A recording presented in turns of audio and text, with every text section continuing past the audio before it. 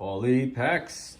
All right, so we went through this box that was labeled 92-93 Fleer Ultra Basketball. And there was Fleer Ultra Basketball, right? There was all this Fleer Ultra Basketball up here. But also in this box was the 4Sport Classic Draft Pick collection, which, you know, in the mid-90s, right, you had a lot of different sports cards. I think sports cards were really taking off as far as being in the hobby, people wanted to collect it. You're coming out of the junk wax era, right? Even though we didn't know it was the junk wax era at the time, but with the mass population of cards, overpopulation of cards, right? For example, with 1990 Donruss. So other cards started to come into play here, other brands, right? And started to infiltrate. And I think in the mid to early 90s, definitely early 90s to through the late 90s, you get a lot of these random sports card collections, like types, brands, if you will, that only lasted a couple of years and then faded away. You know, it was like, oh, what was it? Pacific had some, the Classic Sport. I'm just trying to think. There's just so many random ones, especially for football. I remember there was more than any, but all these different one-off brands that just never really stuck around once the hobby kind of corrected itself after the 90s were over. But in the boom of the 90s, these cards, you know, were a good way to get some different athletes out there, some collegiate athletes out there, and maybe trying to get in on some pre-rookie cards for some people. So let's just go through this and see what we got. You know, we're starting off with the Heisman winners, right? You got Desmond Howard and then Ty Detmer. So there you got Desmond Howard, who's, I don't know what they call it, the Rocket, but he infamously did his own Heisman pose after he scored a touchdown and stuff like that, knowing that he would win. So here's Alonzo Mourning, right? Playing for Georgetown. He was the one I was looking for in the 92-93 Fleer Ultra for the draft pick there. So now we got his rookie card there, and here's Harold Miner's rookie as well. Checklist of everybody they got. So they're gonna have some college players in here. I mean, these guys all made it to the NBA, stuff like that. Billy Owens made it. Another Alonzo Mourning. Couple Alonzo Mournings. I wonder why they have so many different. What do they call this one? The Wooden Award. That was the John Wooden Award winner. Tom Gugliotta. So, and another Harold Miner card. Dikembe Mutombo. Did he play at Georgetown too? Where did he play? Yeah. Oh, him and Alonzo Mourning were. Well, I guess he probably left before. Yeah. So I don't know. This must span multiple years because I don't think Dikembe Mutombo and Alonzo Mourning came out in the same draft. I think Dikembe Mutombo came out first, like a year before Mourning. Anyway, and then you got these guys for hockey who I know nothing about. Short of it being a big name, I don't think I would really know it. But they already show them in their NHL uniforms versus the college guys who they show in their college uniforms.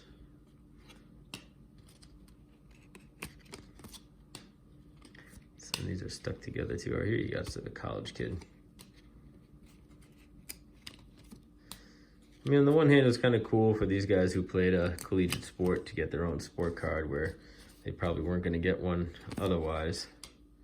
So,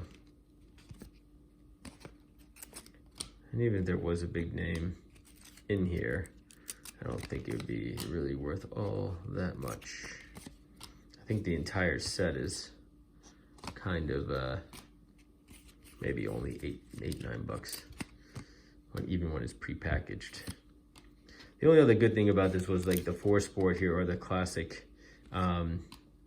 They also did tennis a little bit, so you get like Monica Seles and stuff like that who got their own cards where they normally, again, wouldn't have any sports cards at all. So from a sport, if you were a big collector of that sport, certainly worthwhile to get maybe these packs to get a rookie card of that person, because otherwise they're not going to issue a rookie card at all for them, or any sort of sporting card for them. Here's Brian Taylor for the for the Yankees. Best that never was. Supposed to be the next big thing, and never really panned out. So a lot of these guys didn't really make it to the bigs.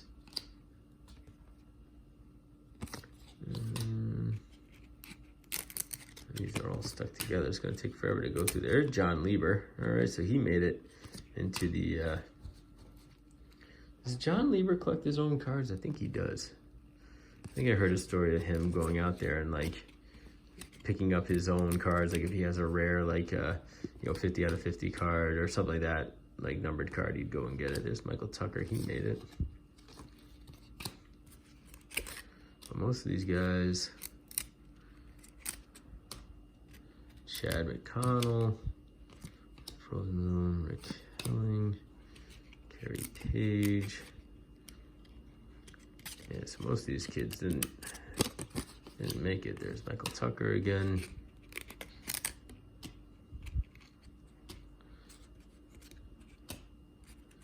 Hut Smith. That's a good name.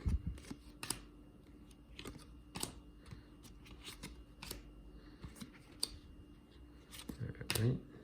Trying just to see if there was anybody here. Like, I mean, Tony Sheffield, right? I don't think I've really seen any of these guys. Chris Gomez, I don't really remember him. I don't think any of these guys made it. Benji Grizzly. Yeah, so I don't think you're seeing a lot of guys that made it to the bigs here, which is another reason kind of why these sets don't necessarily pan out. You know, maybe you'll get like who you're going to get in here, like Jason Giambi or something. Bobby Bonds Jr. So is that Barry Bonds' brother? Bobby Bonds Jr.? I don't know. It must be Barry Bonds' brother.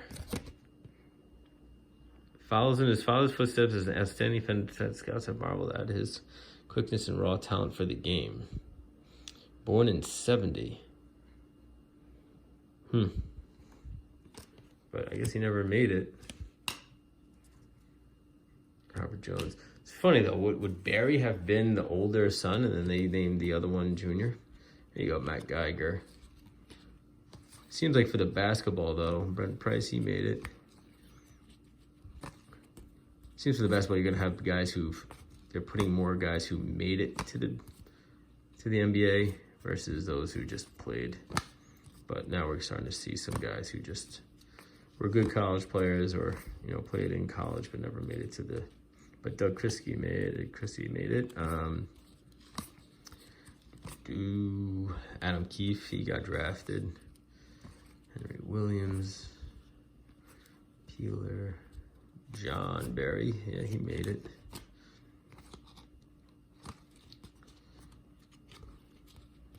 PJ Brown, he made it.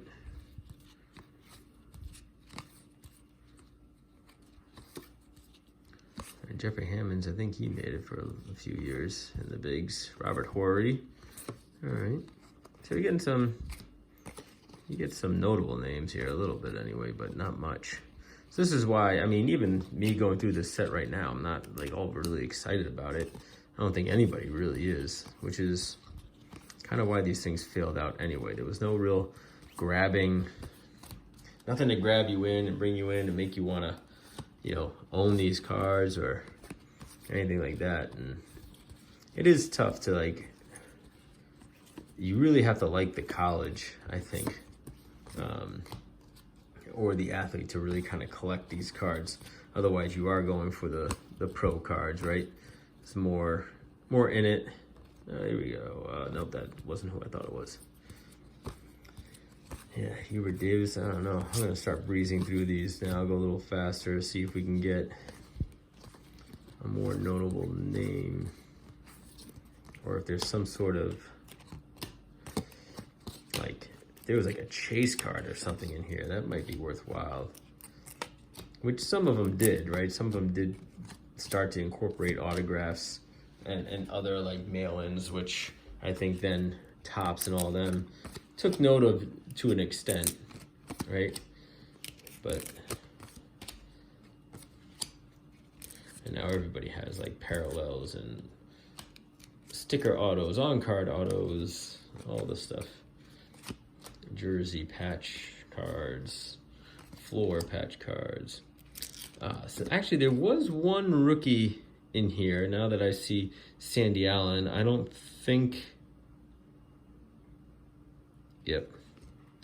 There was a girl who played goalie for a hockey team, and her card was in here, and I think that one was kind of popular.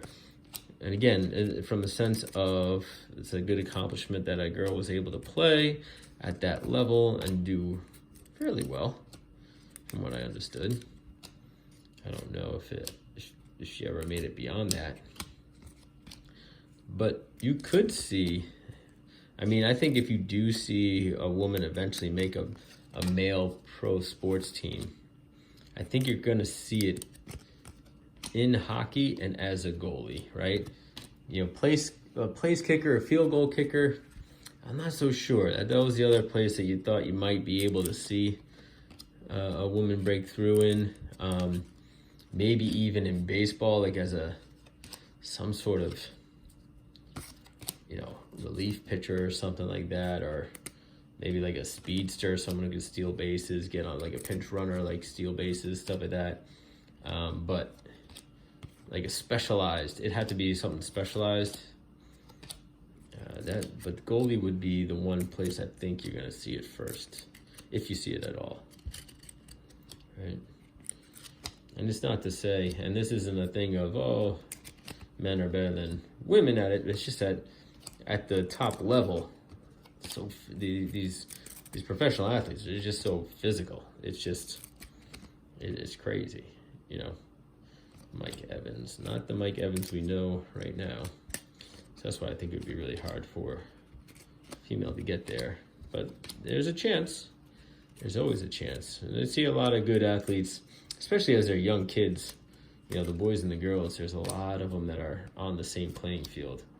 But it's not until you get older, you go through your growth spurts and everything else, and where the separation really starts to begin. But all right, nothing here in this set at all. This is horrible. I do not like these cards. These cards are garbage. All right. Well, at least I got a video out of it. That's all I can say. But really not worthwhile to go get those cards at all. So if you are ever thinking about buying these and looking at them, well, hopefully take this PSA from Polypacks. Do not buy these cards.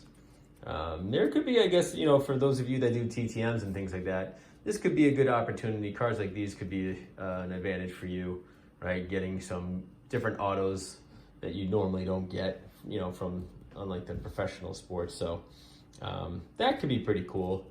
But other than that, I really don't see there being much value in these kind of cards. So if you're ever interested in them, don't get them. Just watch this video. And if you were bored watching the video, you'll be bored when you own the cards, because I was bored going through them. So that's that. All right, guys, I'll catch you in the next one.